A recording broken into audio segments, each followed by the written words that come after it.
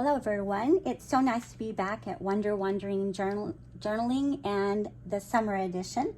And I'm going to do something different. So we've been doing a lot of daylight pictures, and of course, since I'm a night owl and I love the night and I love the moon, I decided to try a different, I've never tried black paper until this year, and I really love it. So I've been doing several experiments. So one we're going to use for reference, the Wildflower Workbook, A Journal for Self-Discovery in Nature by Katie Daisy. I really love this little workbook, and I really liked the picture that she had in here of the moon and the constellations and the flowers. So we're going to do an adaptation of that. And also, I was going to show you some of the options of the paint. So these are Aloha, and this is what these look like. I'll paint it out. These are, this is the Deep Space by designs by Rachel Beth. That's what those look like. And these are hydrocolors, and these are the ones that I started painting with here. So we want to make sure we have some water, some white permanent pens. It's not permanent, but so I have a Sharpie and a Posca pen. Have not watercolor pencils, but just colored pencils in white and an ivory, and then a white gel pen. And we have all kinds of jelly pens. So this one's the Moonlight edition, and I don't remember what this edition is, but they're sparkly and they glow, so that's nice. And I'm using a size 2 Da Vinci round brush and a size 8 silver black velvet. So we have water ready to go. I have circle patterns, but none of them fit on the paper. So I'm going to just use a bowl and draw around with my white pencil. And it's going to be further to the right, or the ivory pencil here.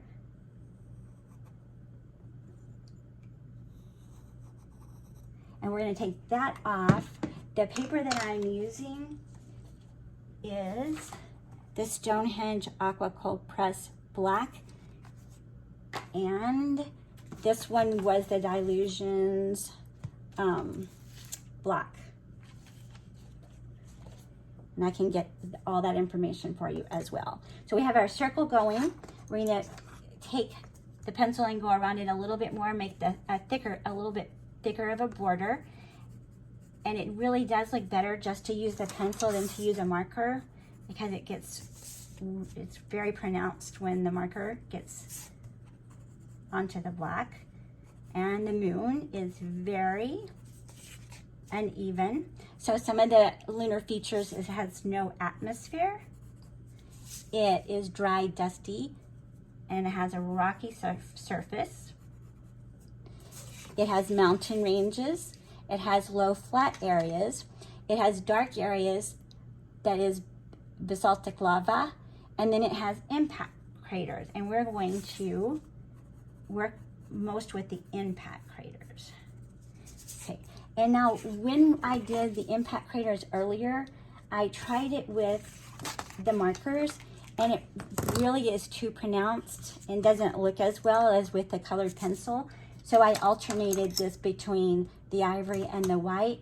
So we want to put some nice round craters on there and just go ahead and color them in a bit. And then we want to make the spikes coming out just quick flicks. And they can be as big or small as you want, because we're not doing an exact replication of the moon. We get some of the impact craters there. We'll put one in the middle.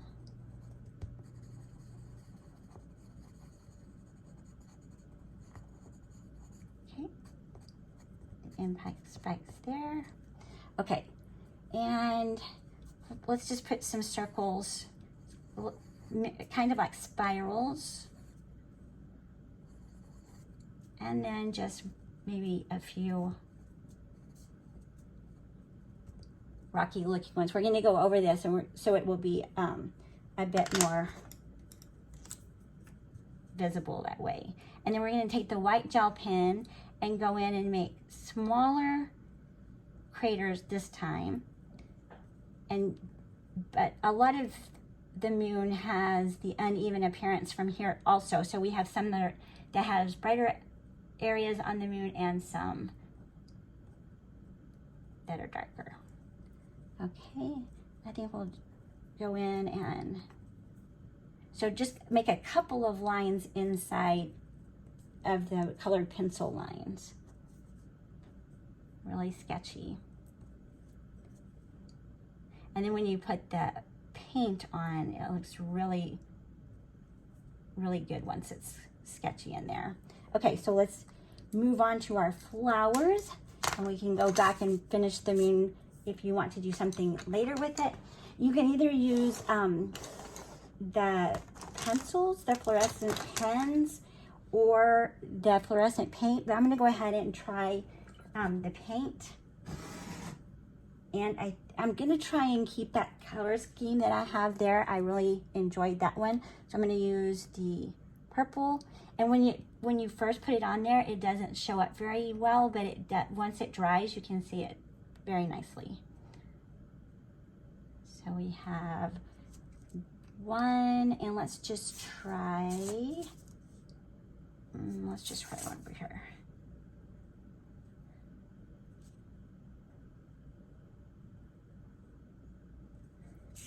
And while you're at it, just splatter a little bit, and so you don't waste the paint on your brush. And you've got a galaxy started out there. Okay, let's do some yellow flowers. Okay, we have to leave space for our leaves, so be a bit more careful with our leaves.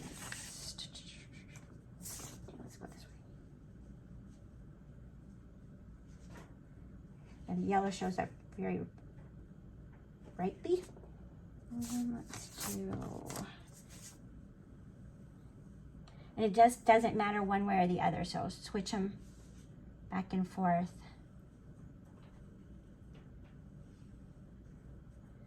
Okay, and we'll let's get one more color. Let's go with,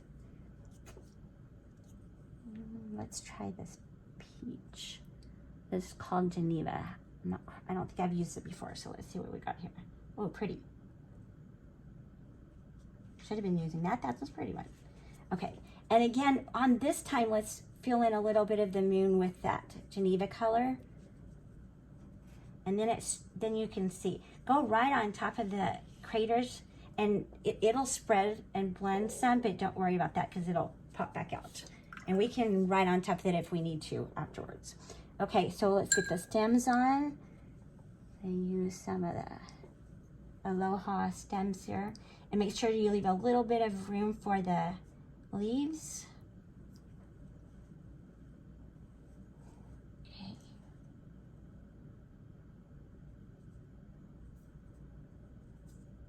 The leaves going.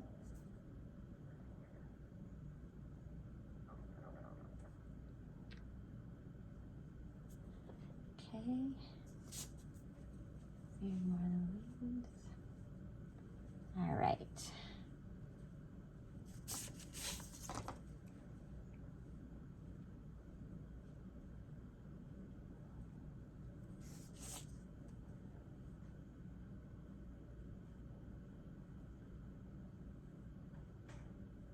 Okay, and then maybe let's try some of that Geneva color again, and then just maybe make some flowers going out from nowhere, just floating,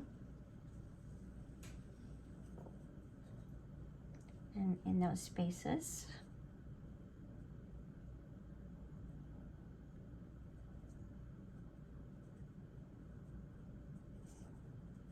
Okay, and I think we'll do one over here. not as prominent. Okay, so we've got the moon going, and while you have that paint on, just go ahead and spread it around. I'm gonna go over that one. Almost everything we have down is gonna bleed with the water so far, except for that colored pencil that was not a watercolor pencil. All right, so now let's start our quote, so then we'll know how much space we have to put anything else in. So there are other quotes we could choose. Trust in dreams, for in them is hidden the gate to eternity. Let your heart be your compass. You are magic. And let's see. Seek the light. And I think I'm going to go with seek the light on this one. So we've got this one ready to stand up. I ended up doing this earlier this summer because I need practice on lettering skills. And so that's one of the big reasons why I chose this, because I enjoy doing these more than I enjoy the practice on just white paper. And use any kind of lettering you want.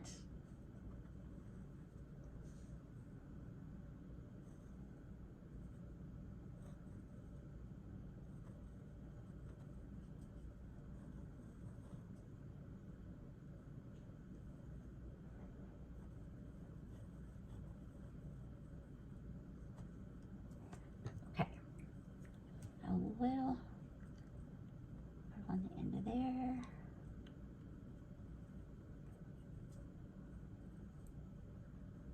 Okay, so we have seek the light, we have our point, our quotation there, and now we know that we have room for some flowers, because flowers float through space, maybe not, but they do in our solar system here. So let's work on some flowers. And how about a bright butterfly?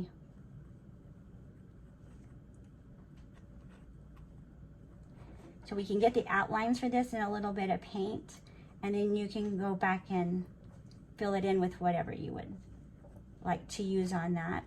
Gouache shows up really pretty on this, so that's an option as well.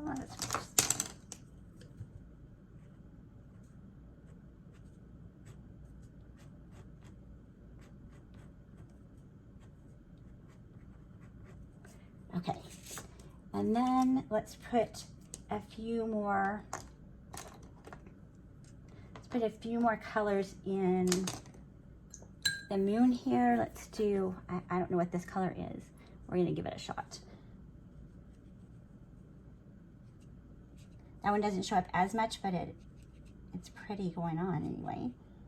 Okay, and let's pick one more color. And I think I'm gonna try this blue. Okay. If nothing else, this is just a fun exercise to play with your watercolors.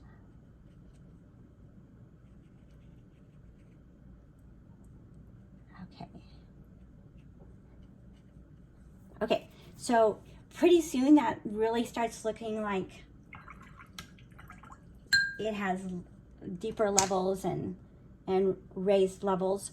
So while we're filling in the rest, I thought we would go over a few moon facts, because my husband and I were a little, I think two of them we didn't know. So we learned a little bit as we were studying ourselves. So facts about the moon's surface is actually dark, which probably isn't a surprise to anyone.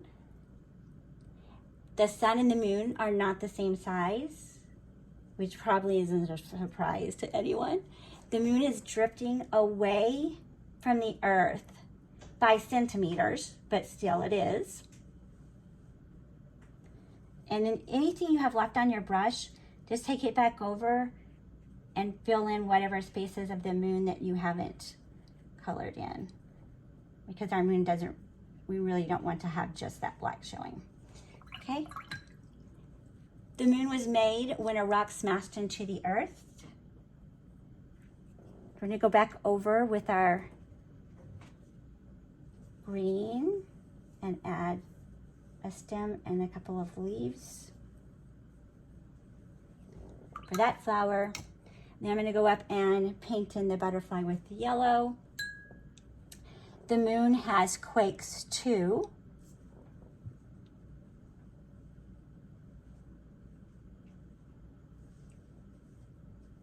The moon is the Earth's only permanent natural satellite. And the moon always shows Earth the same face.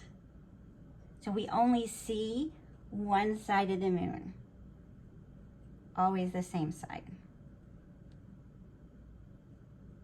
So there's really not a dark side of the moon, because the moon is dark. But what we call the dark side of the moon is the one that's not facing us, and it looks the same. So, but it makes gorgeous poetry. Okay, so I think we need to just add back in a little bit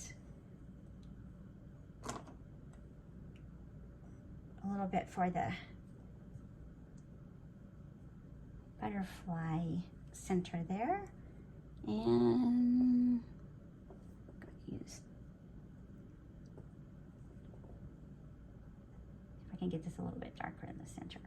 Okay, and once that dries, you can go back in with colored pencils, watercolor pencils, or gel pens, and add in any details that you want in the flowers and in the butterfly. And then we just want to take a few, and even though the stars are best represented with white and the stars are white or yellow, it is fun to use all different colors. So if we want to make some shooting stars out away, and remember, when you first get them on there, they may not look as bright, but the longer they sit, the brighter that they get. And then just add some stars around them. And remember to make the stars not exactly the same width apart, because that's not the way they are in real life. And then just add in all the rest of the stars and the constellations that you would like to.